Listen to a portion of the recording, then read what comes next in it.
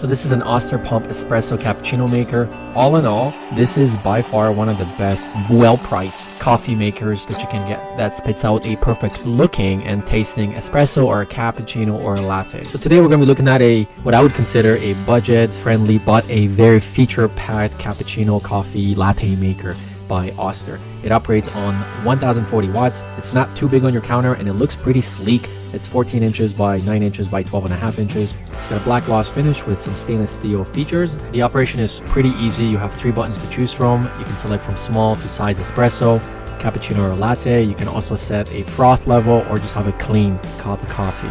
This is not the traditional Keurig where you put the cup in. This is meant for people who enjoy that freshly brewed coffee. So you have to put your coffee grinds into the 15 bar pump, and that's going to provide you just enough pressure for extracting that bold, rich flavor during the brewing process. This is a semi-automatic machine with an automatic milk frother that pretty much takes the guesswork out of any frothing of your milk.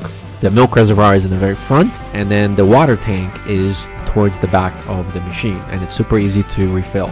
And it's going to provide you multiple drinks before you even need to change it. But you want to change milk every day. It's doing like these layers.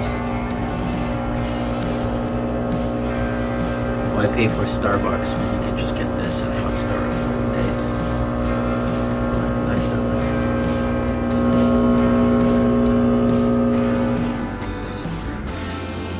Wygląda tak. So yeah, way better than machine. A little too much fluff, frost, as you can see. But let me show you.